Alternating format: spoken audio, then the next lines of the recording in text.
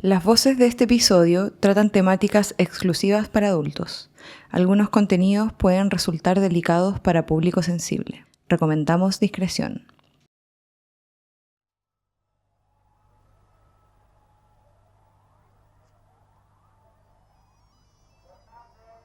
Hola, sí, Ricky. Estoy con el móvil ya. Guillermo, esto es un desastre, un verdadero desastre. Estamos viendo imágenes que nunca nos hubiéramos imaginado en este lugar, en pleno centro de la ciudad de Buenos Aires, en la Plaza Miserere.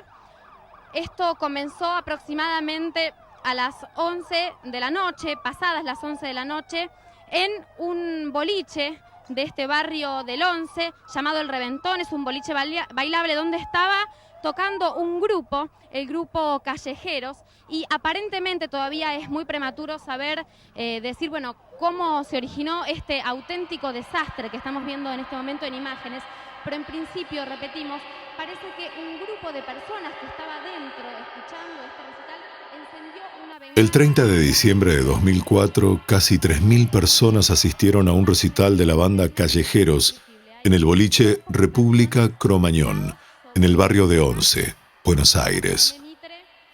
A los pocos minutos de comenzar el show, una bengala encendida por el público alcanzó el techo del local. El fuego se expandió rápido. El humo tóxico cubrió todo. Las puertas de emergencia estaban cerradas. La ventilación anulada. El lugar estaba habilitado para 1.000 personas, pero había el triple. Murieron 194 personas, la mayoría jóvenes. Más de 1.400 resultaron heridas y miles cargaron con una herida invisible que hasta hoy no cierra del todo. Cromañón no fue solo una tragedia. Fue una cadena de irresponsabilidades, abandono y dolor social que marcó a toda una generación. Que están malheridos, que están siendo en este momento llevados, trasladados a hospitales de la zona.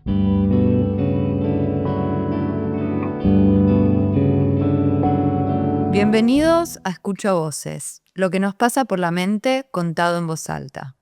Mi nombre es Micaela Ballero, soy psicóloga clínica y hoy me acompaña Facundo. Gracias por venir, por acompañarnos hoy. Facundo es un sobreviviente de la tragedia de Cromañón y nos va a contar hoy su conmovedora historia. Pero antes vamos con un mensaje de quienes hacen posible Escucho Voces. El primer paso cuenta.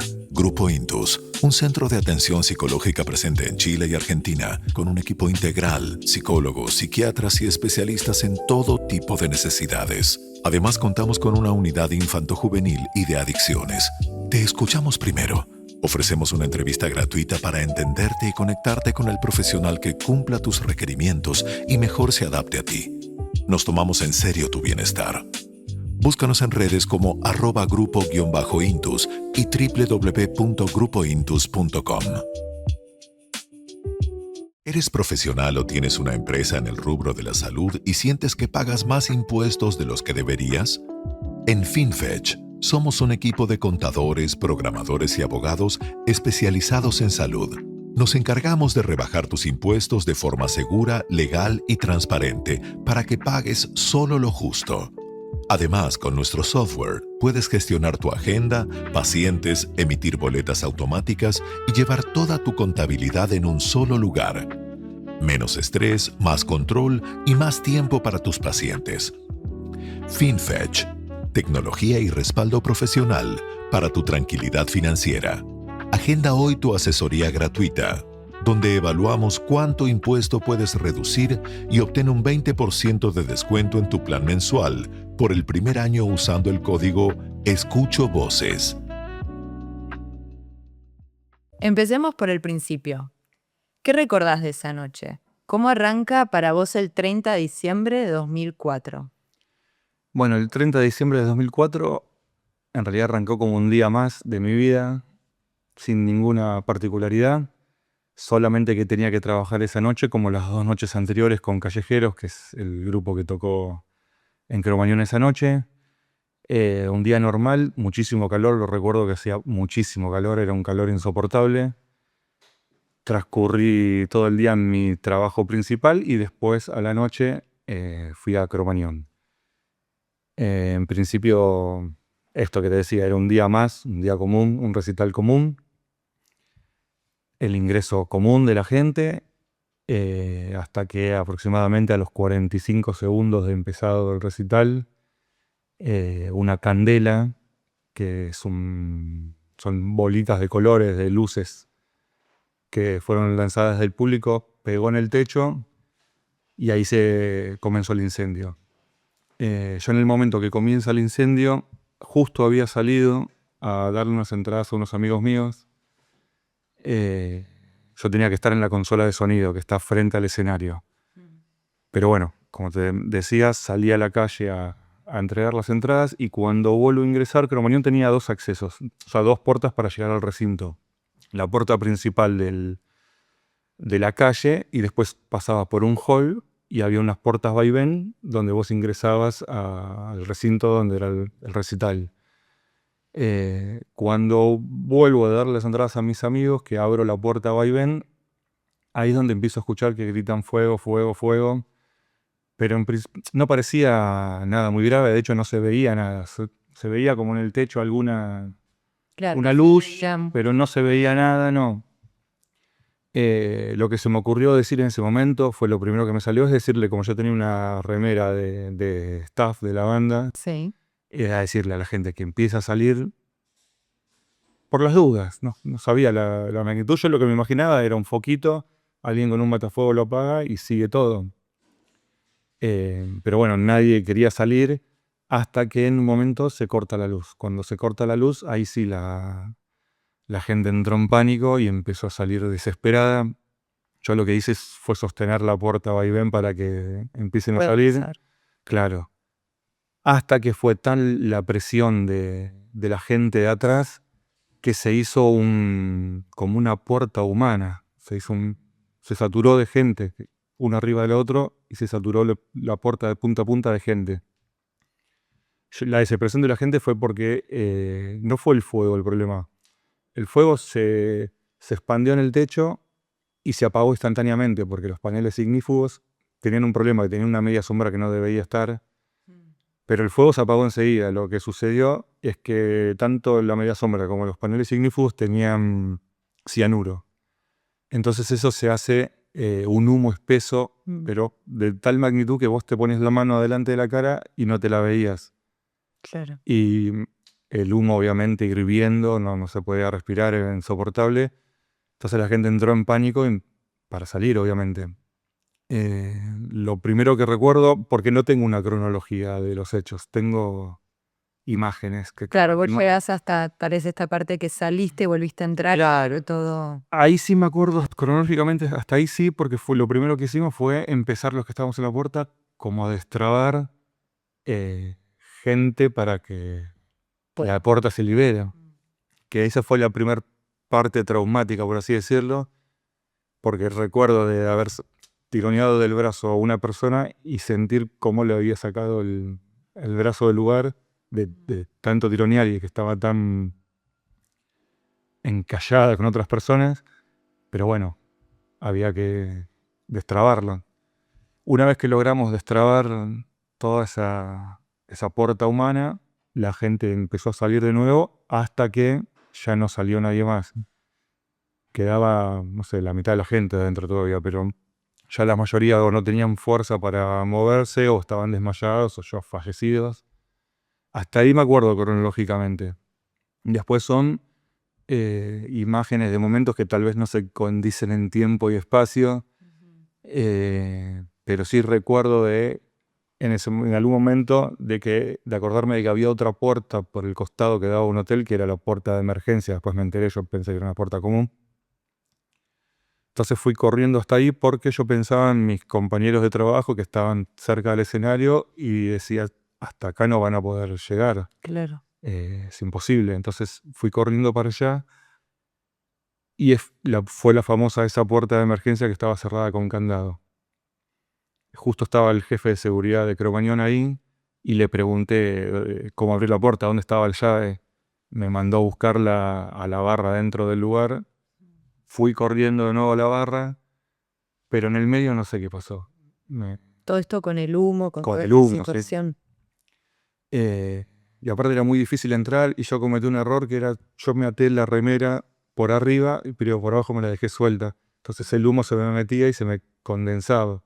Entonces me costaba mucho ingresar muy adentro del lugar. Había gente que, yo decía, ¿cómo puede ser que entren tanto o que suban al primer piso y yo no podía? Y ya me daba bronca, me daba culpa. Pero bueno, cometí ese error por no saber hacerlo. Después en algún momento volví a esa puerta, que ahí en ese momento ya estaban los bomberos y estaban barreteando. Y cuando se logró abrir Esta puerta de la emergencia que estaba puerta de cerrada. emergencia, estaba pasando exactamente lo mismo. Detrás de la puerta una puerta de gente, pero en este caso cuando abrieron ya no salió nadie de ahí, ya estaba. Justo ahora te estaba diciendo lo de los bomberos que ya estaban ahí, pero es como te decía que no me acuerdo cronológicamente, porque al principio no había ni bomberos ni policía, no había nada. Claro, la misma gente de ahí Sí. ayudaba a sacar. Sí. De hecho, se estima que el 30% de los fallecidos fue gente que volvió a entrar, ya había salido. Ujú. Bueno, esto era organizarnos entre nosotros. Viste, la cabeza te dispara, no sé, para donde te sale en ese momento. Algunos nos disparó para volver a entrar hasta que podamos. Otros para hacer un caminito para que cuando lo saquemos podamos ir hasta la esquina, que los cargábamos en colectivos o en taxis o en autos particulares, porque no había todavía nada, no había ambulancias, no había nada. Otros tal vez quedaban muy choqueados y quedaban parados sin hacer nada, que hasta estorbaban porque se te ponían en el medio. Claro, estaban Otros- como en shock, tal vez algunos shock, lloraban claro. accionar y hacer algo, otros. También tengo conocimiento de amigos o conocidos que, no sé, se fueron corriendo y aparecieron, no sé, 40 cuadras, 50 cuadras del lugar y cuando volvieron en sí no sabían ni qué les estaba pasando, dónde estaban, porque estaban ahí. Claro. Eh, ¿Y recordás cómo pasaron desde hay humo a esto es una catástrofe? Vos decís que ahí como que, bueno, todavía el fuego no se veía. Porque el fuego fue muy... No te lo puedo decir en tiempo, pero fue nada. Claro. Nada, no fue... Listo, ya está, no hubo más fuego. En mi caso, donde yo dije esto es una catástrofe, fue cuando se abrió la puerta de emergencia que ya no salía nadie más. Ahí dije, ya está, esto... No me imaginaba, no me puse a pensar la cantidad de fallecidos que podía haber, pero sí daba un indicio de que estaba muy mal la cosa. Porque antes de eso uno entraba, no se veía nada, pero vos ibas caminando y te chocabas con alguien con la pierna, entonces levantabas, te lo ponías al hombro o entre otras personas y sacabas, pero estaban entre desvanecidos y entonces vos pensabas, bueno, está ahogado por el humo, ahora lo sacamos, le damos un poco de agua y ya está, se recupera. Eso era el principio. Pero cuando se abrió esa puerta de emergencia, que vi ya un montón de fallecidos, dije, esto es... Claro, porque abrieron la puerta y como que cayeron los cuerpos. Cayeron. Lo primero que salió fue una bocanada de humo. O al menos yo tengo eso en la cabeza. No sé si, porque viste que a veces puede ser que haya gente que está al lado mío y haya visto otra cosa o lo haya percibido diferente. Pero yo lo que vi fue bocanada de humo y gente que cayó. En mi caso creo que ahí me di cuenta de que era tremendo y también puede ser otra parte que en ese momento uno lo tomaba con, yo creo que, no sé si la palabra es frialdad, o la cabeza te decía accionar y en un momento ya habían empezado a comer en la vereda enfrente los cuerpos. Entonces uno iba caminando por ahí, pasando por encima y mirando a ver a quién conocías, a quién no. Y en ese momento también decía, si bien lo tomabas con naturalidad, por así decirlo, porque lo tenías que enfrentar, decías, ¿qué pasó acá? No, Claro, fue también todo muy rápido, ¿no? muy rápido, no, ¿cómo puede ser? O sea, es como que la vida cambió de un segundo para el otro se terminó lo que existía y se transformó en otra cosa. ¿Y cuánta gente conocida por vos, para vos, había en Cromañón ese día? No, un montón. Un montón porque, primero que como yo trabajaba en la banda, tenía, bueno, todos los conocidos de la banda, más sus familiares y amigos más cercanos. Y además, Callejeros se caracterizaba por ser una banda muy familiera y amiguera. Entonces, si bien iba creciendo a pasos agigantados, pero es como que esa gente nueva que se iba sumando, era como que se sumaba una familia. Y todos se conocían entre todos. Entonces vos tenías mayor o menor afinidad, pero a la mayoría la conocías. Más allá de los más cercanos. Como te decía, que es banda, familiares de la banda, el staff, familiares del staff. No sé, incontables. De hecho, ahora no me acuerdo el número exacto, pero más o menos entre 30 o 40 personas de los fallecidos eran familiares y amigos de la banda, que estaban en el VIP, que estaba en el primer piso, que se suponía que era el lugar más tranquilo para poder ver el show sin que nadie te empuje, y terminó siendo el lugar donde más podías tardar en salir, que de hecho de ahí no salió casi nadie. Sí. ¿Y cuánta gente perdiste ese día? De mi núcleo más cercano, que en realidad no fue ese día, porque, o sea, sí fallecidos ese día, pero después pasaba que internados y con el tiempo Claro. seguían falleciendo, como que no se terminaba nunca. Pero de mi núcleo, son 4, que de los cuales uno de esos 4 es el hijo de un compañero mío de trabajo, que lo había llevado de festejo de show de fin de año y también lo había dejado en la parte VIP para que esté. Era un nene chiquito, no me acuerdo la edad, pero entre 6, 8 o 9 años. Estaba dentro de esos 4 del mi núcleo más cercano. Después, como de segunda instancia, más satelitales, no sé. No sé, de hecho, en los días siguientes vos tenías que elegir a qué velatorio ir porque se superponían. Claro. O sea, una locura, ¿no? Y aparte a la edad que teníamos. Yo tenía 21 años por lo menos en ese momento. Nadie está preparado para atravesar eso, pero a los 21 años te Menos puedo todavía. asegurar que no. Sí. Bueno, ¿y cuánto tiempo estuviste ahí, pasó desde que empezó la tragedia hasta que te fuiste a tu casa? Mira, en tiempo, no sé, calculo que en total habrá sido, yo creo que todo, hasta que se sacó la última persona, deben haber pasado 2 horas, calculo. Pero el tiempo es muy difícil de medirlo, sobre todo porque esto de que no tengo un correlato en tiempo, es muy difícil. Sí, y sobre todo porque cuando, cuando esto de que la cabeza te dispara para hacer una cosa o la otra, y que a mí me disparó de volver a ingresar y a ingresar, no sé cuántas veces habré ingresado. Claro, No tengo idea, perdí la cuenta, pero sí tengo hechos puntuales. Por ejemplo, en uno de los momentos que estoy ingresando, me cruzo en la puerta con un amigo, uno de ellos, el de los que le di la entrada cuando saliste. cuando salí, que estaba desesperado y en shock, y me dijo: Facu, por favor, Gaby está adentro, sacámela, que se me muere. Gaby, que era su... Era su novia, sí. Yo le digo: quédate tranquilo que yo voy y la saco, quédate tranquilo. Entré y la verdad es que me olvidé de Gaby. Se me fue de la cabeza Gaby. Porque entrabas y te chocabas con alguien y le tenías que sacar, o había alguien intentando levantar a otra persona y ayudabas a levantar y sacarlo. Y en un momento de la noche me acordé de Gaby y dije: ay, le fallé a Eddie, me quiero morir, espero que Gaby esté bien porque no me lo voy a perdonar en mi vida.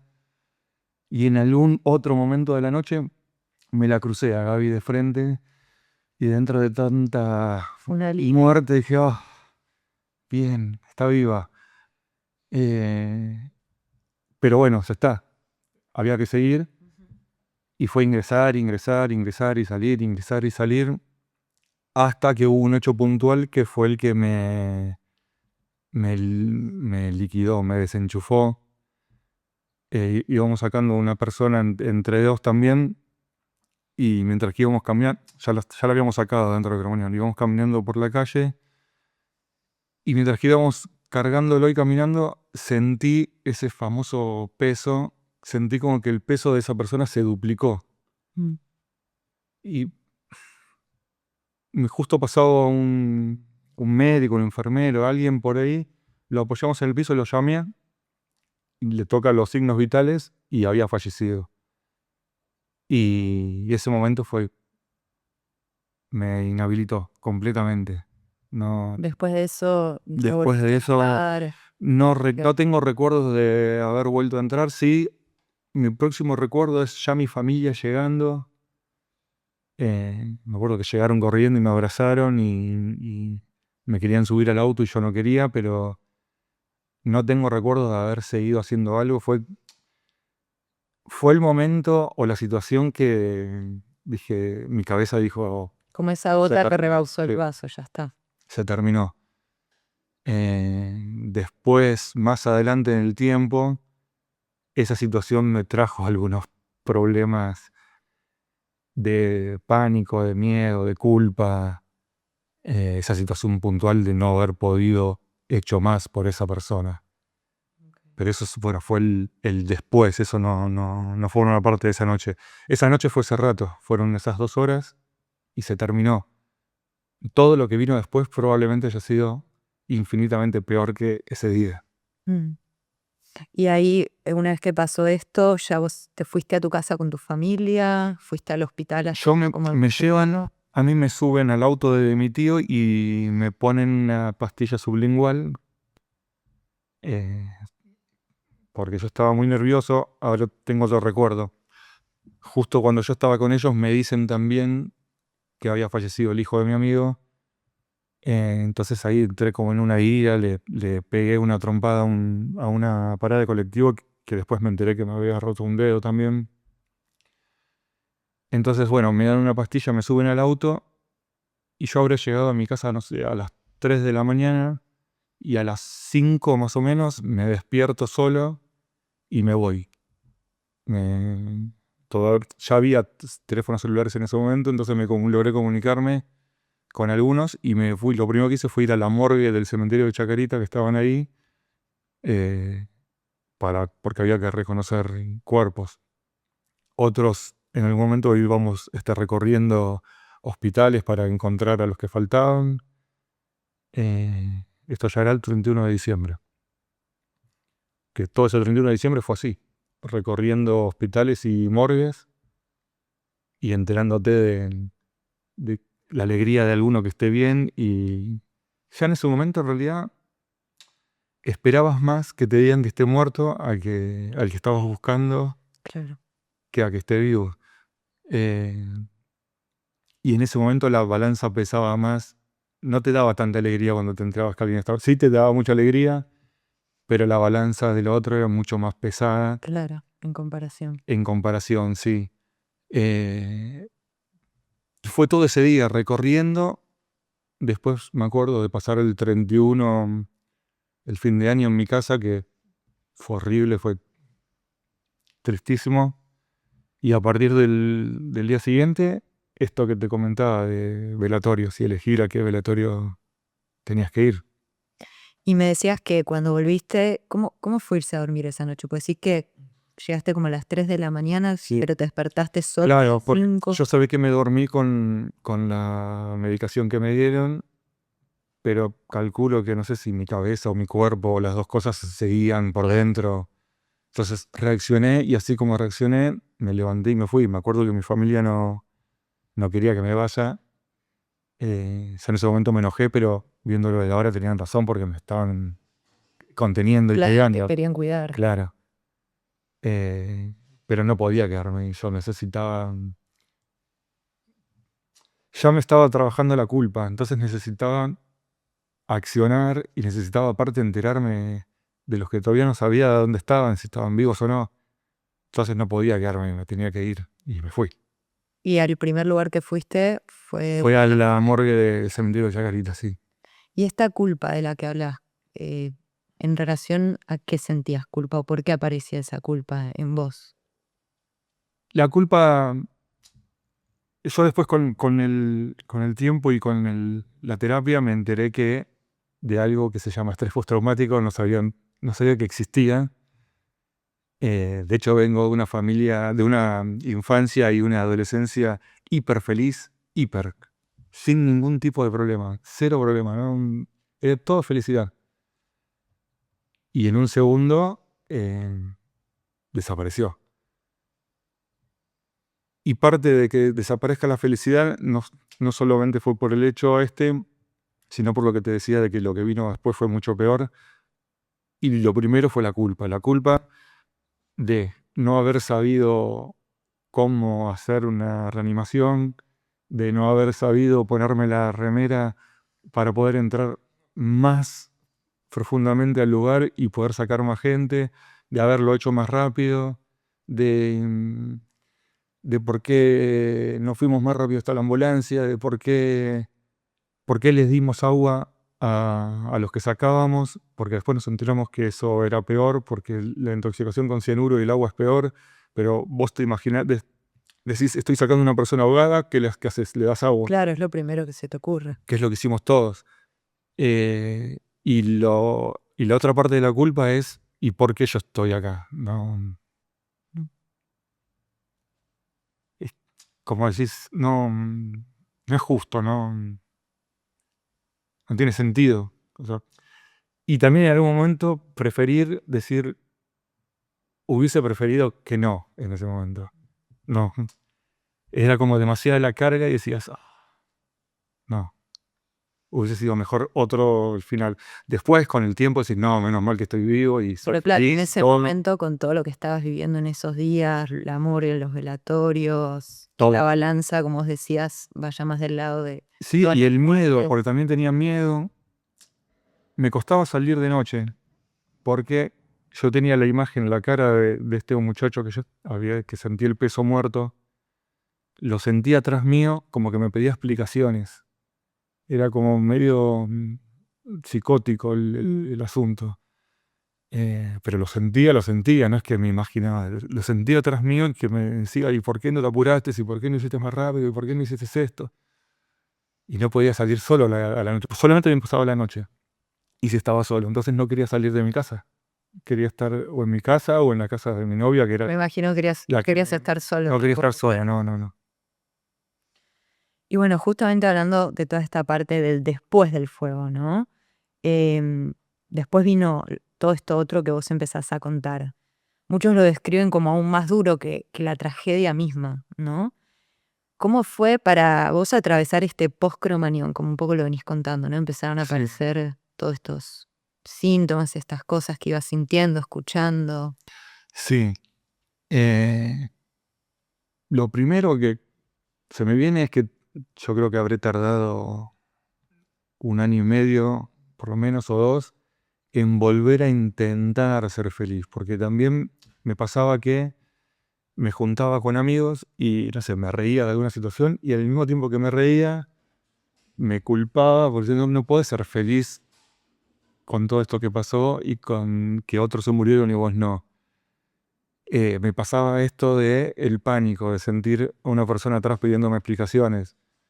Eh, me- eh, Pensamientos intrusivos de todo tipo, que de hecho yo empecé a hacer terapia justamente por un pensamiento intrusivo bastante feo, eh, que desencadenó en que vaya rápido a una guardia en un hospital psiquiátrico. Yo ya había probado con terapia un poco antes, pero estaba tan enojado con todo, conmigo, con la vida, con la psicóloga, con el psiquiatra, Con todo. que incluso hasta de caprichoso o rebelde o lo que sea, hacía todo lo contrario a lo que me recomendaban. Porque creo que internamente no me interesaba, iba a decir curarme, pero no es curarme. Bueno, como que había algo de esto de vos no poder estar mejor porque Claro. a veces no sentías que no lo merecías, que Exacto. estaba en tu vida, ¿no? Sí. Todo esto que venías Y contando. que no tenía sentido, ¿no? Si bien tengo la suerte de que mi familia y mi novia, que es mi mujer actual, y los 2 hijos de mi novia, que son mis hijos de corazón, fueron una contención impresionante la que tuve, la verdad que agradecido. Pero pesaban más los momentos de la cabeza atormentando y no tener ni ganas, ni la intención, ni nada de salir adelante. Fue complicadísimo, la verdad que fue complicadísimo. Pero bueno, la terapia me ayudó un montón. La verdad que caí con una psicóloga que le voy a agradecer un montón toda la vida. Porque yo estaba buscando que me digan, bueno, te vas a curar así y así.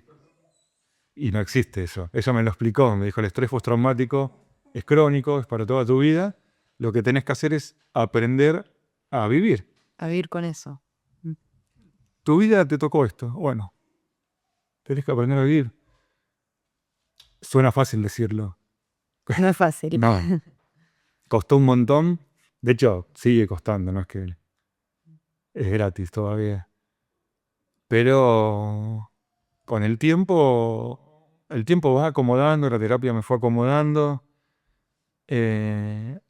Después fue el nacimiento de mi hija, fue el coronario, fue como, dije, bueno, ahora sí.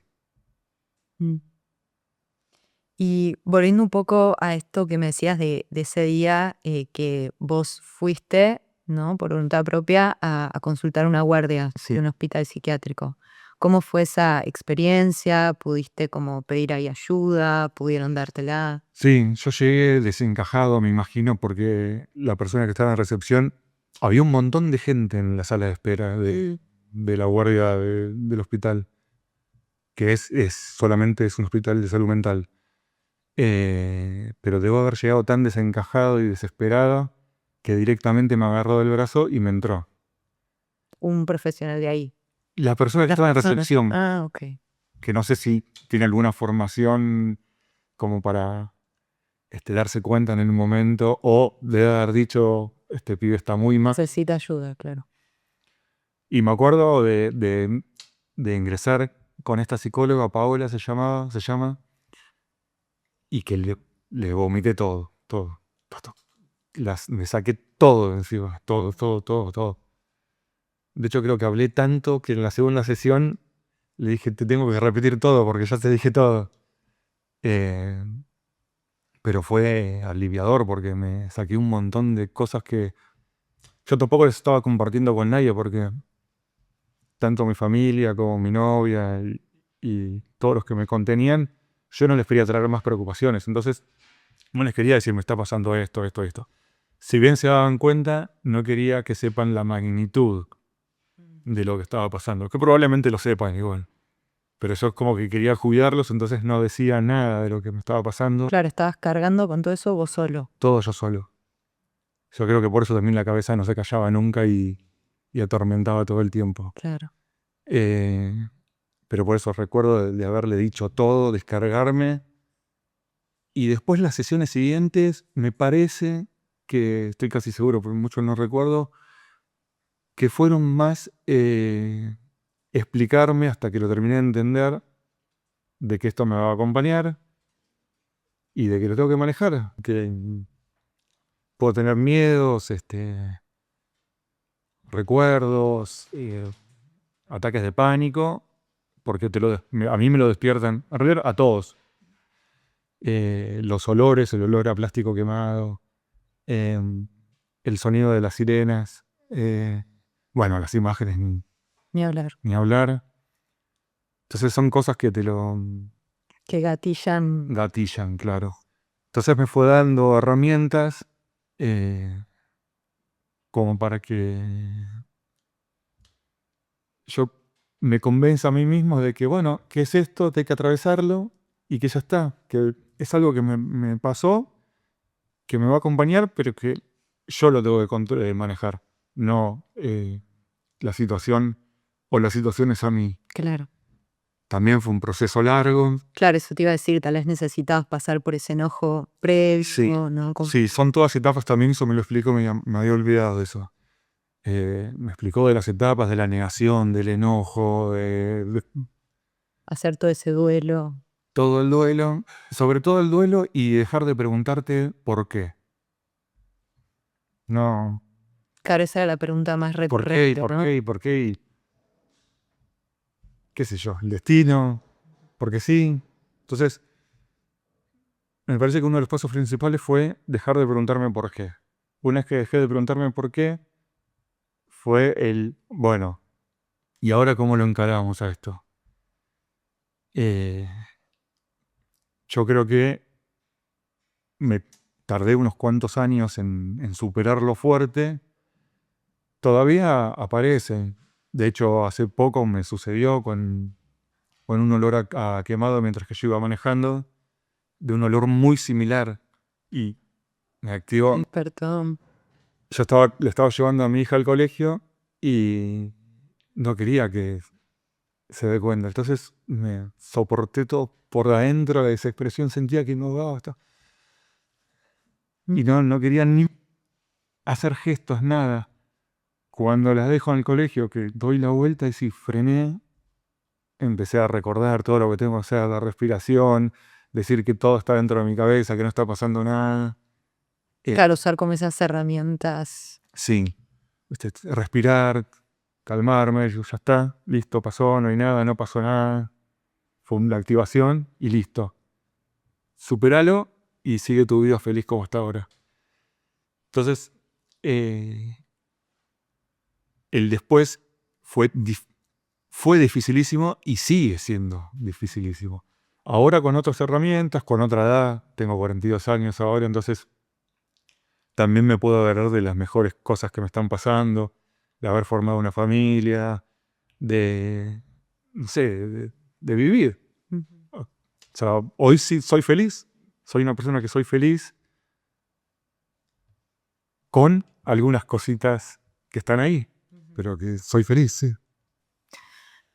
Bueno, y recién me contabas un poco cómo te impactó todo este proceso de duelo, ¿no? Emocionalmente. Ahora, ¿cómo te impactó también en todo este post? ¿Cómo te impactó emocionalmente la parte de los juicios, de los medios? ¿Qué recuerdas de eso? Y eso empeoró todo, porque obviamente Cromañón fue la tragedia no natural más grande de la historia argentina. Entonces obviamente fue un tema mediático impresionante, donde todos los días, a toda hora, lo único que había era imágenes, noticias, y te machacaban. Probablemente nosotros lo hayamos sentido también así, y el Claro. público en general se quería informar y quería mirar, pero para nosotros era como volver a entrar una y Claro, otra vez. revivir eso constantemente. Insoportable, no había un canal de televisión o en internet o lo que sea que no esté relacionado con eso. De hecho, mira, me había olvidado completamente, y ahora me volvió el recuerdo. Ponía a veces canales de dibujitos animados porque era el único canal donde no mostraban algo Claro. relacionado. Y después el señalamiento de buscar culpables, de ver quién tiene la culpa, de quién fue responsable. Lo primero que se dijo de los medios incluso fue que la culpa era de todos los que estábamos ahí adentro porque éramos todos borrachos, drogadictos, faloperos. Claro, la primer culpa fue como a los que estaban adentro, a los que Claro, fueron al a los que concierto. fueran, listo. Son todos culpables y se merecían lo que les pasó por estar ahí. Y ese mensaje te dolía, te daba bronca, ira, rabia, querías romper todo. Claro, más con todo lo que viviste que encima les echen la culpa a ustedes. Encima eso. Y por otro lado, después cuando empezó el tema de señalar a la banda, en mi caso particular también fue un golpe,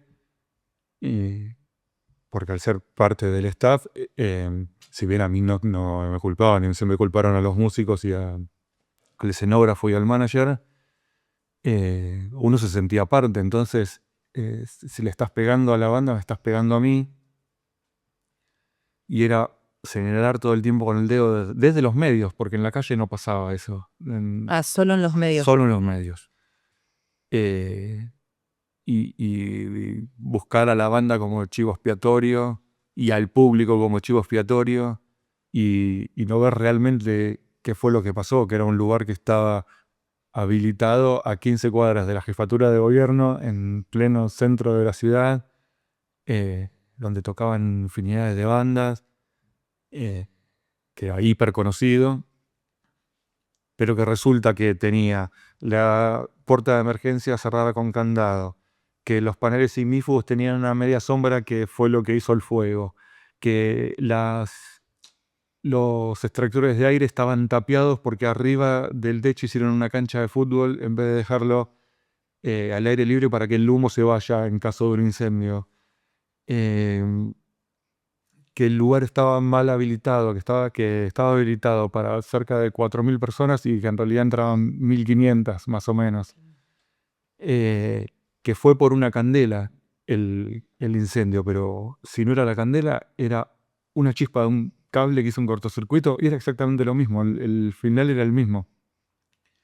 Entonces todo ese marco persecutorio y de machacar constantemente con la noticia fue altamente nocivo para todos nosotros. No había escapatoria y a esa cabeza que te atormentaba y te hablaba a vos mismo, lo exterior no colaboraba.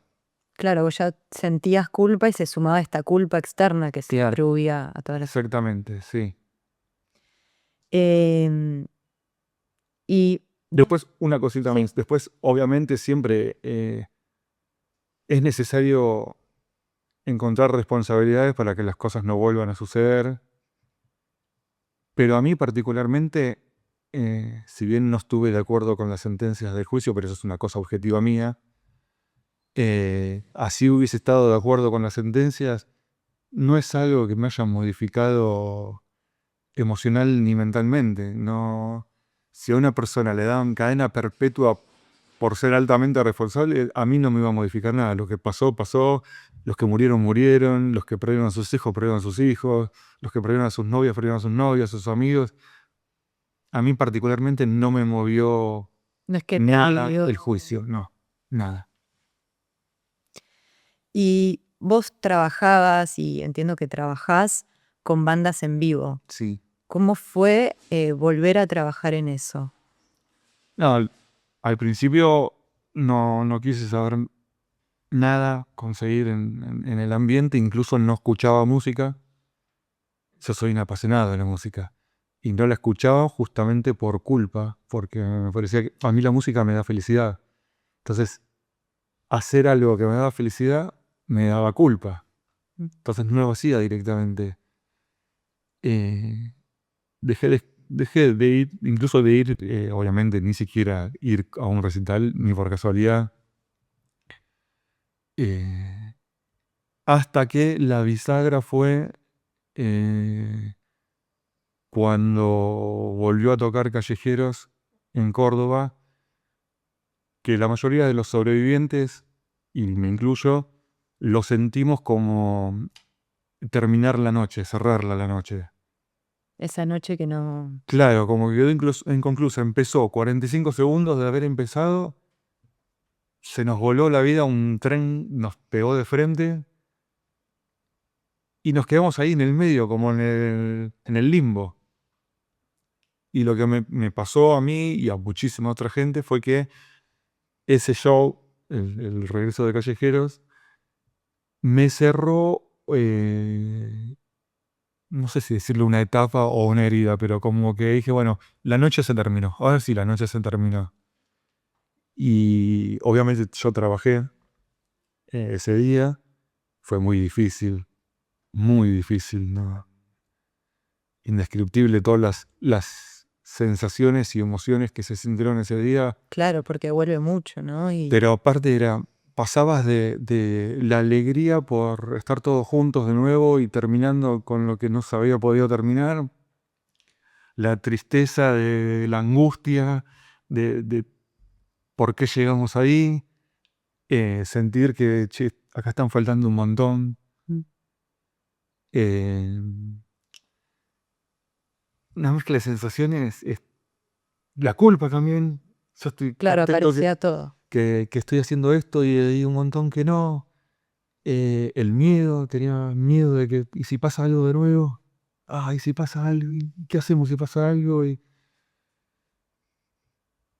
fue un vaivén de emociones, pero que me cerró, logré que se me cierre esa etapa. Yo creo que eso fue un quiebre. A partir de ahí volví a escuchar música, volví a Como que hizo un trabajar. cambio Sí, importante. sí. Fue como una situación que hubo que atravesar, una puerta más que hubo que pasar para poder seguir con la vida, que en realidad es lo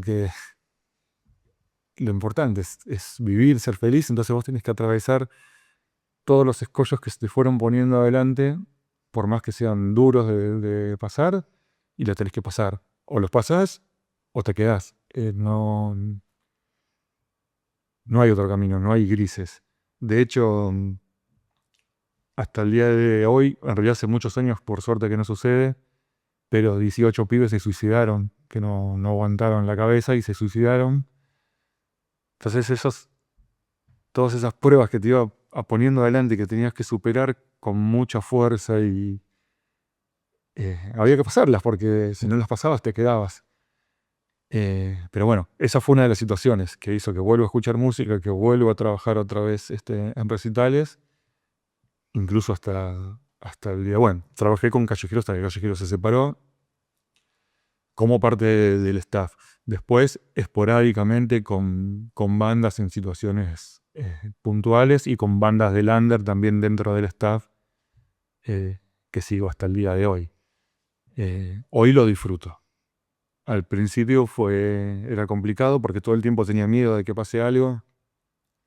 Una de las cosas que nos quedó a todos, cuando vos entras a cualquier lugar, a un bar, a un restaurante, a un boliche, a un recital, es un paneo 360, entonces yo ya sé dónde está la salida, dónde está el matafuego, dónde hay un dispenser con agua, dónde hay una escalera, y dónde no me tengo que poner.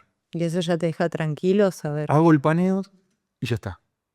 Yo ya sé para dónde tengo que ir, cómo tengo que accionar, me fijo dónde está la manguera de los bomberos, dónde está.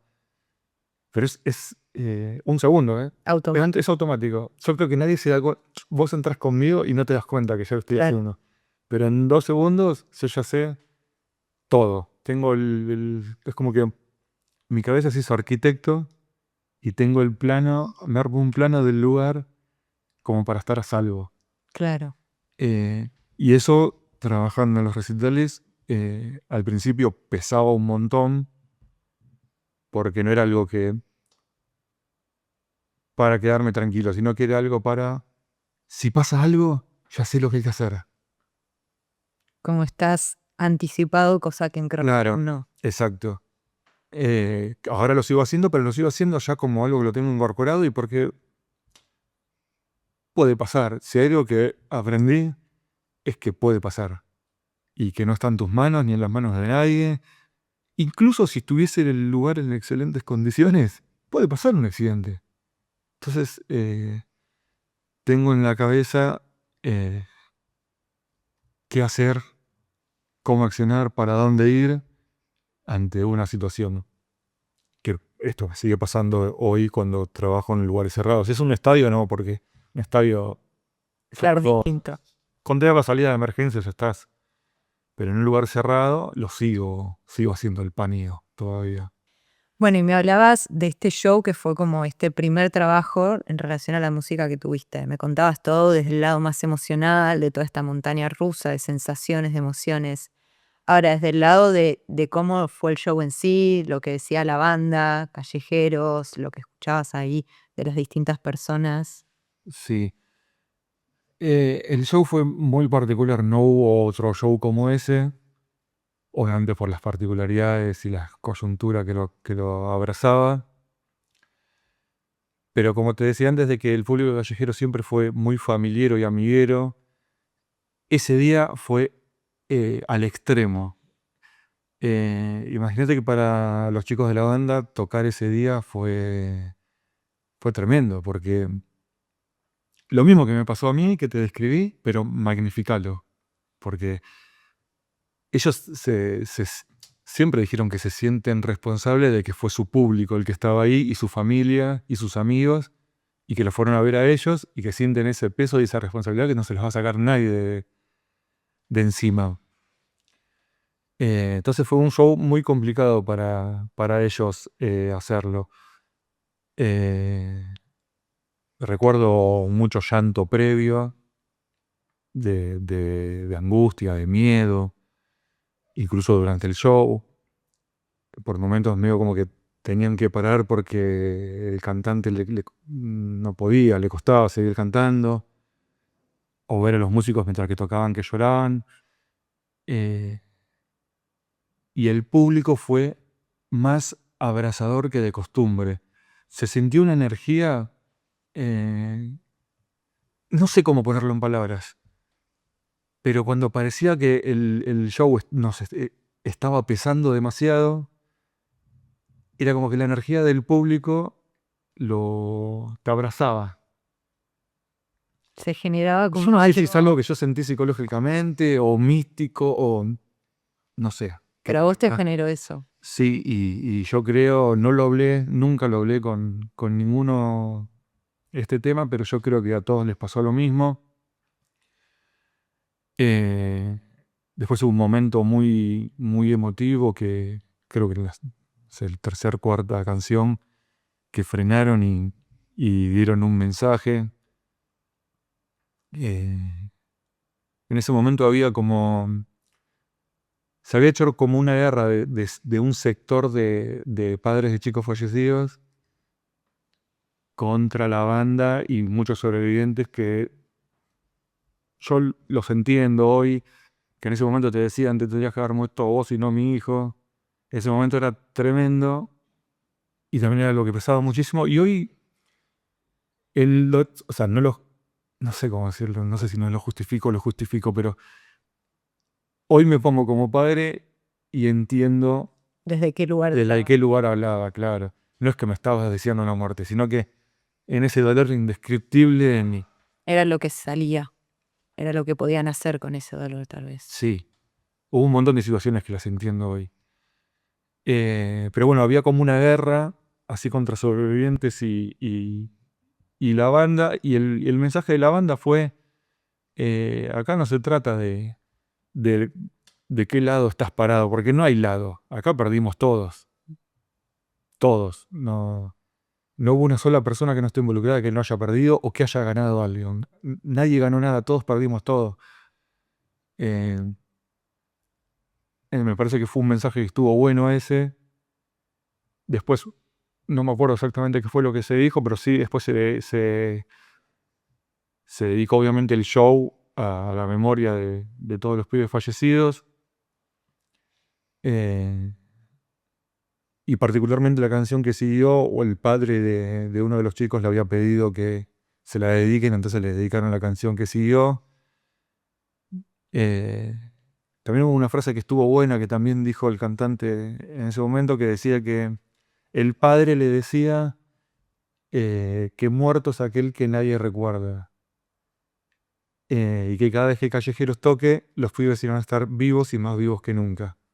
Porque era el lugar donde querían estar. Y eso fue una frase que me marcó un montón, porque dije, es verdad, y eso ayudó al cierre de esa noche.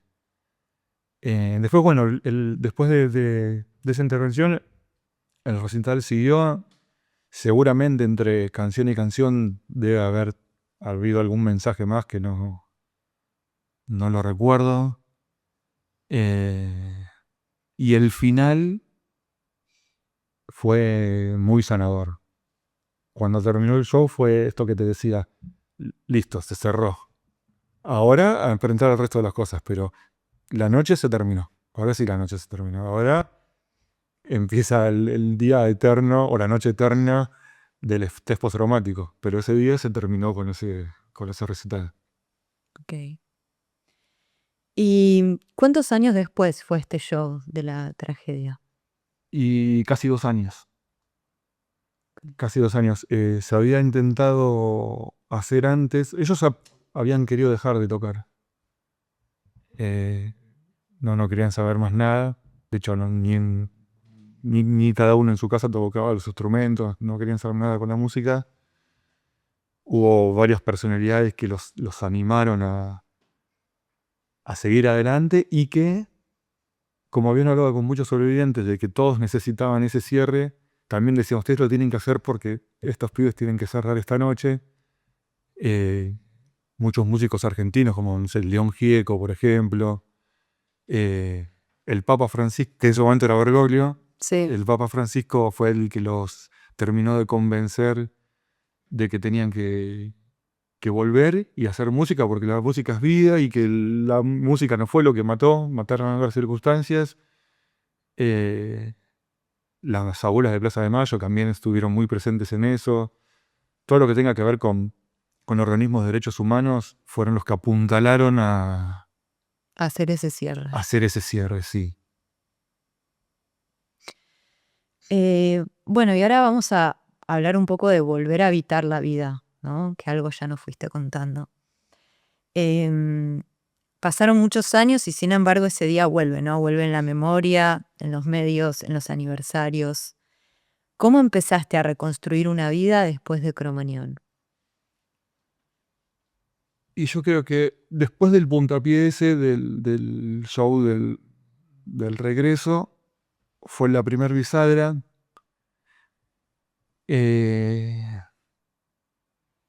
Porque eso me llevó con culpa también, pero me llevó a empezar a disfrutar de situaciones que antes no quería disfrutar, o no podía disfrutar, o no me dejaba de disfrutar, no me permitían. Pero obviamente en una oscuridad tremenda, no es que pasó ese recital y fue todo fantasía, no. Fue obviamente que me permitía cada tanto una pincelada de disfrutar, de juntarme con mis amigos, de ir a la cancha, de ir a un recital, no sé, de ir a un cumpleaños y disfrutarlo. Obviamente con todas las herramientas que me dio Paola, la psicóloga, y cómo me enseñó y me hizo entender esto de que no se va a curar, no es una cura, sino que es un proceso que tengo que aprender a vivir. Pero me parece que el quiebre total, por así decirlo, fue el nacimiento de mi hija. No tanto el embarazo, si bien obviamente uno lo disfruta, pero es como que no lograba terminar de entenderlo.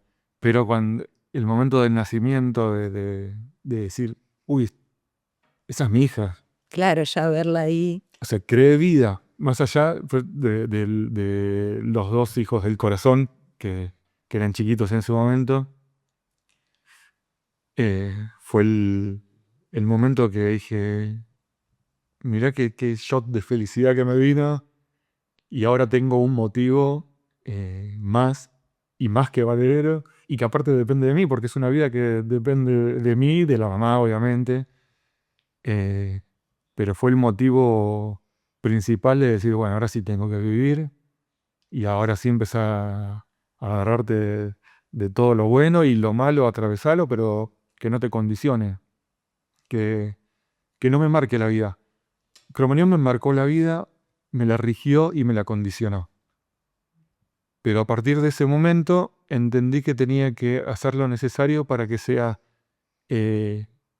algo que viene conmigo, pero que no me va a manejar más.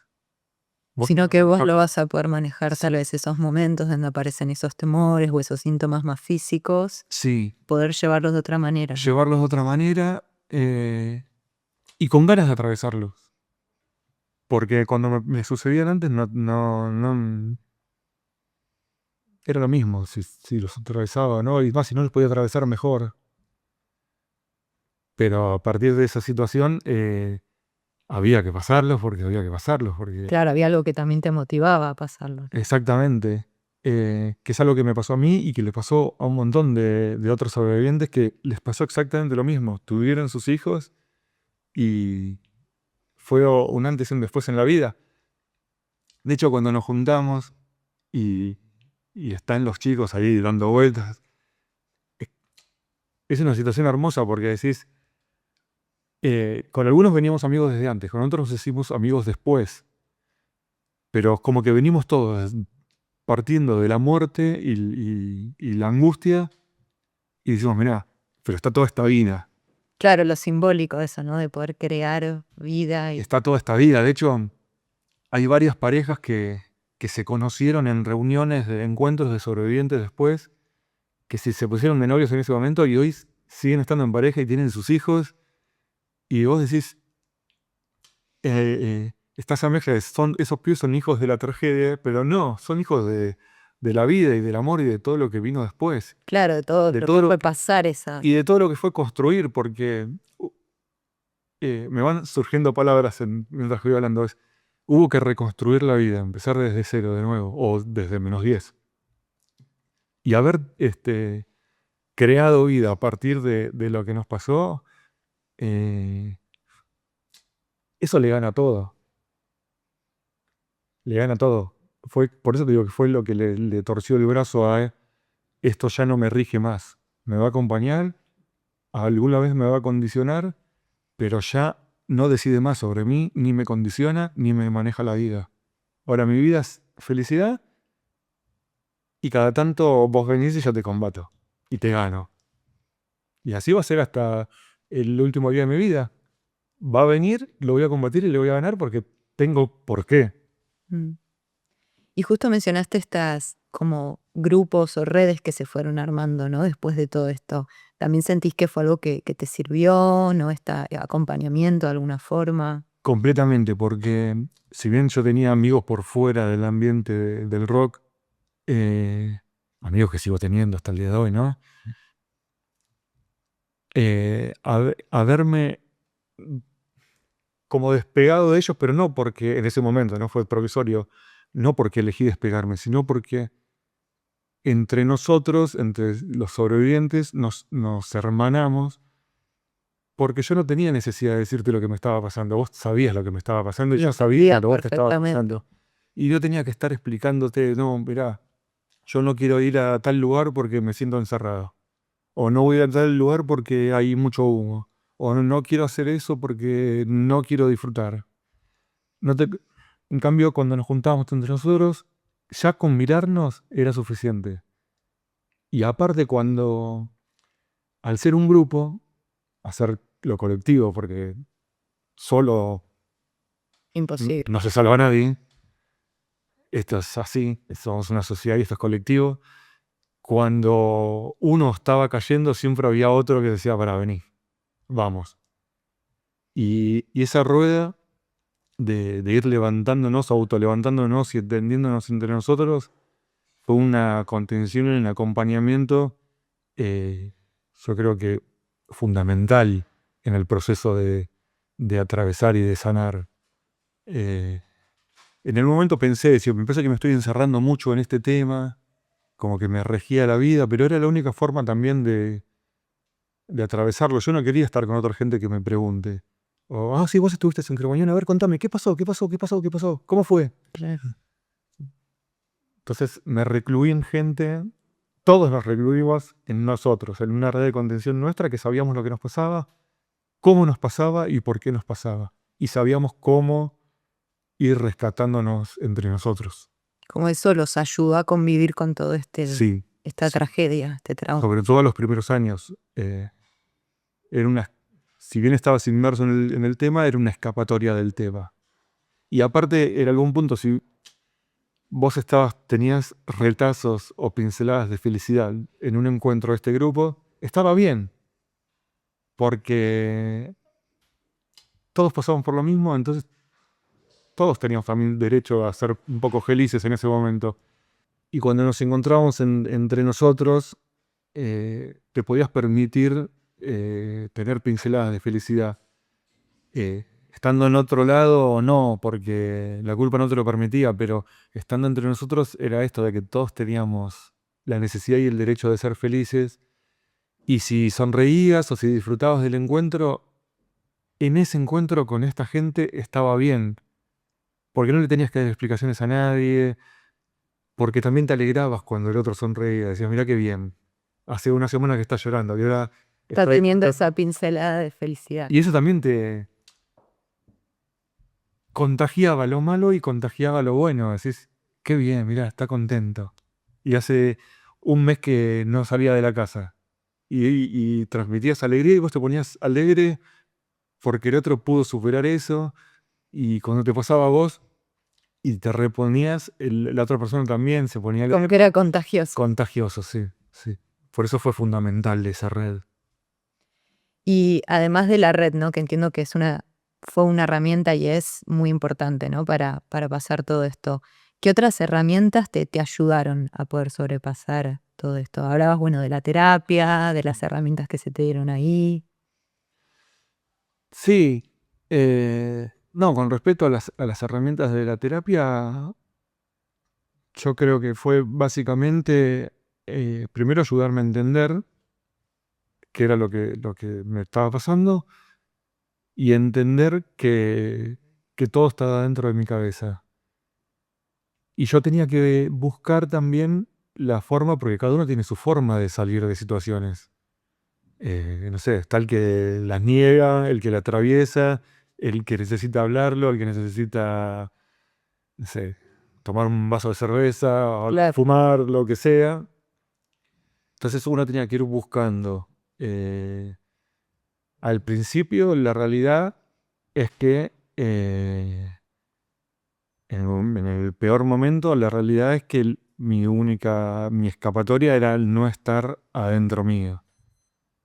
Entonces era o mucho alcohol, mucha marihuana, mucho lo que sea que me saque, Que tape un que poco me eso. calle la cabeza.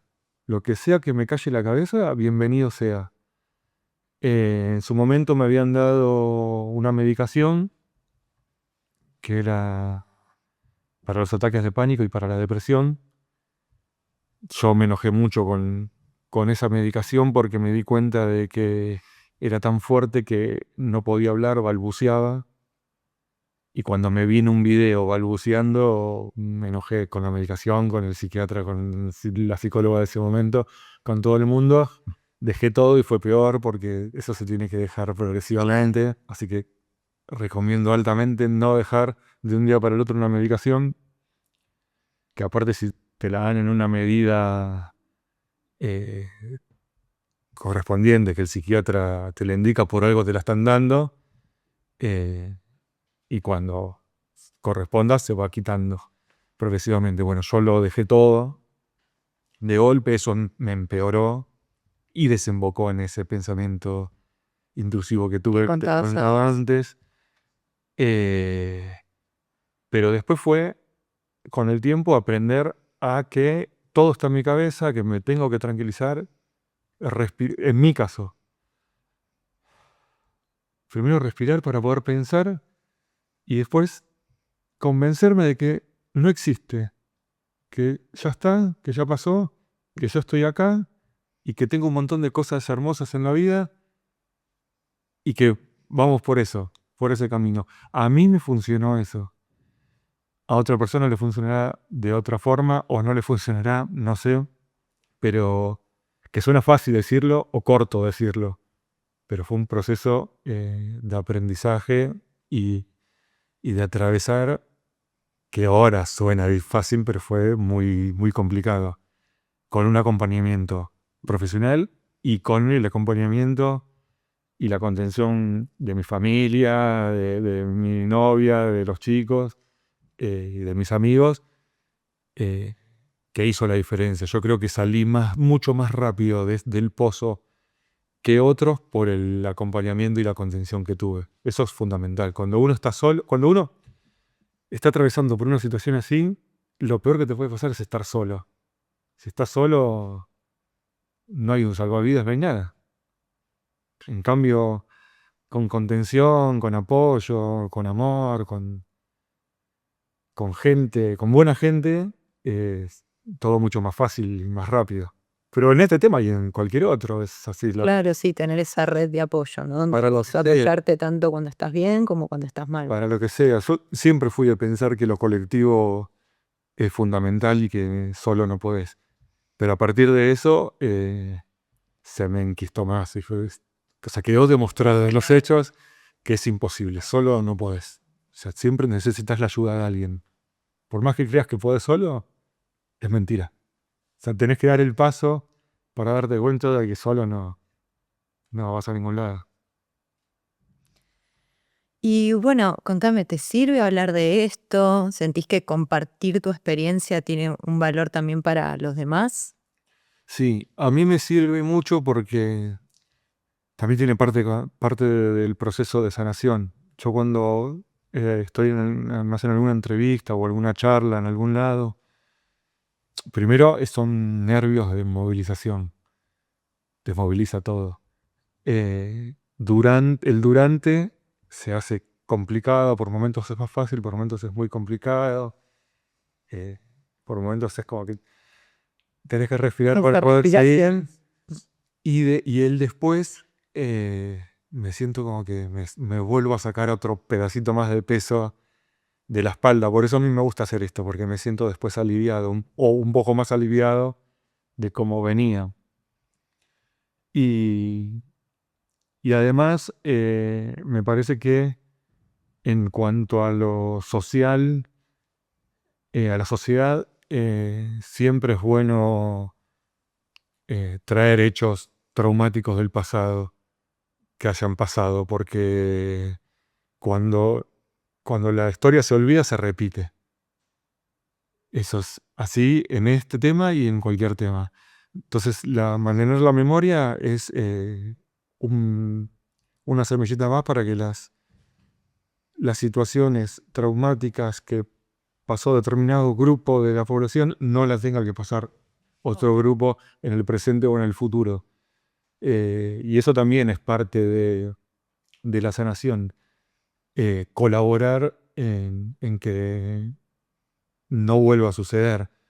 Hay varias agrupaciones de sobrevivientes. Yo en este momento estoy alejado porque sentí que llegué a un punto que era mejor para mi cabeza ya correrme. Hasta hace unos años, no sé, 4 o 5 años. Pero esos grupos de sobrevivientes que siguen hasta el día de hoy hacen mucho trabajo, dan muchas charlas en colegios, en clubes, contando lo que pasó, pero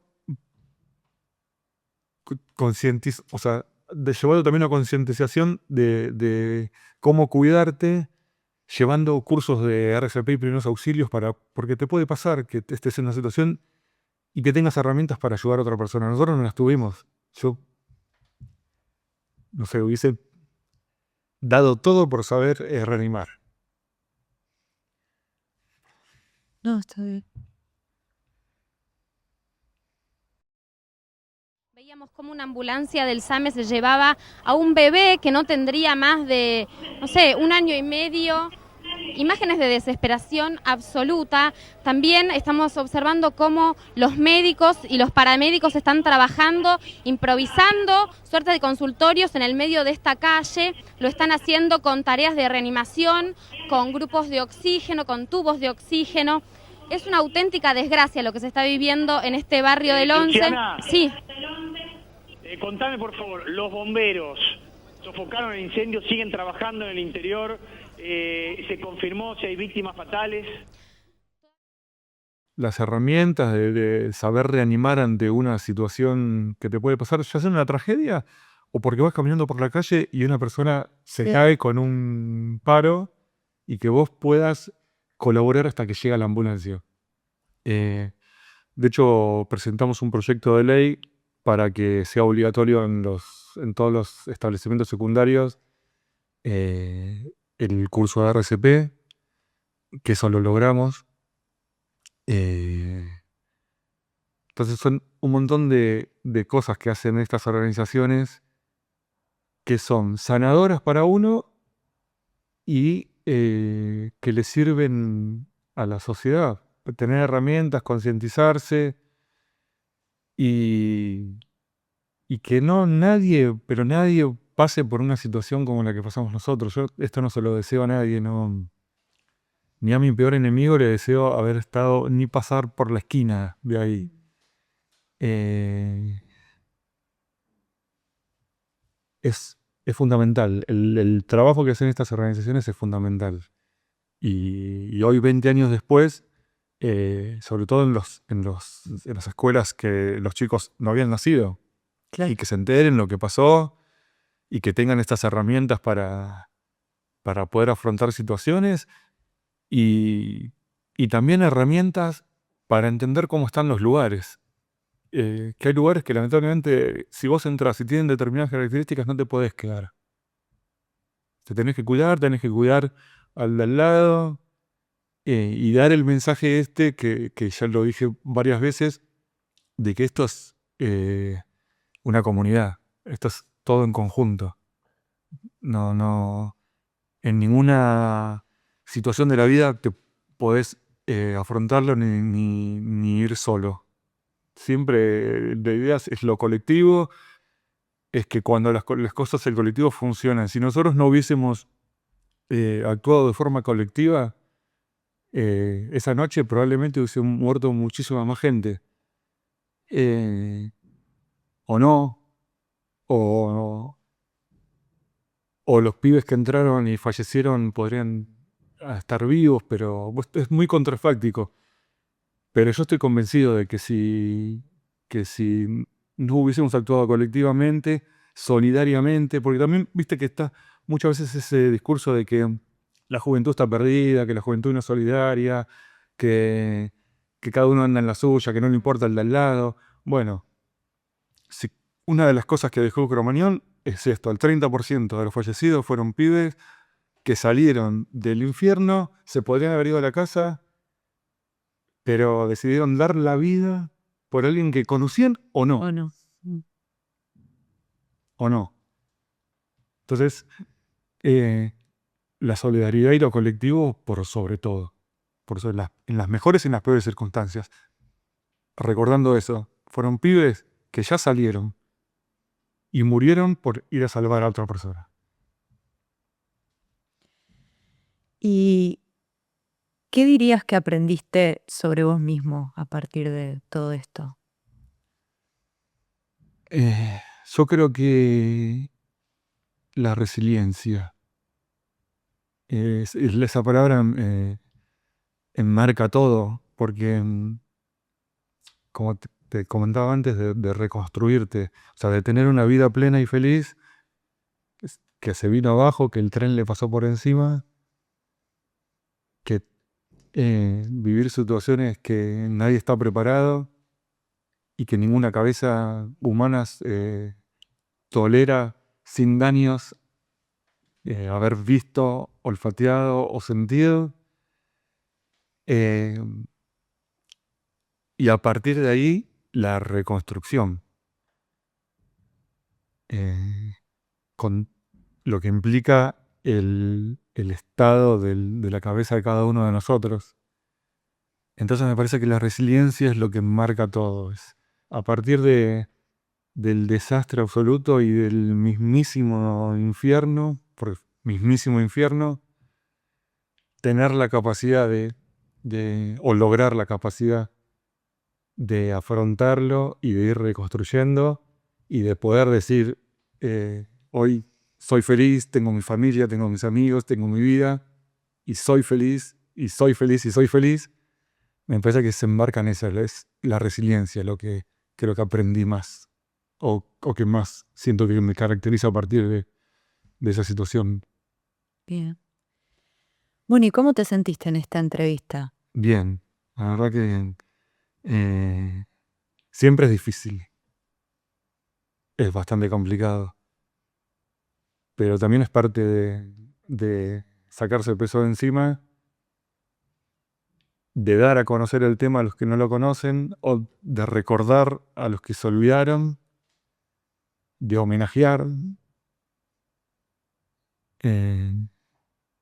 A mí me sirve un montón, así que yo les agradezco. Creo que tanto en esta situación como en otras situaciones traumáticas, que se siente gente acá o que ustedes estén interesados en determinados temas, es bueno para el espíritu de uno y es sanador. Así que es agradecimiento. Bueno.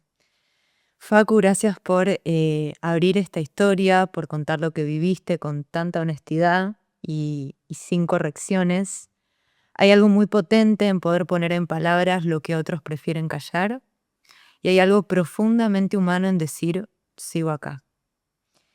Y si vos también estás atravesando una experiencia difícil o sentís que el dolor te está desbordando, en Grupo Intus podés encontrar acompañamiento.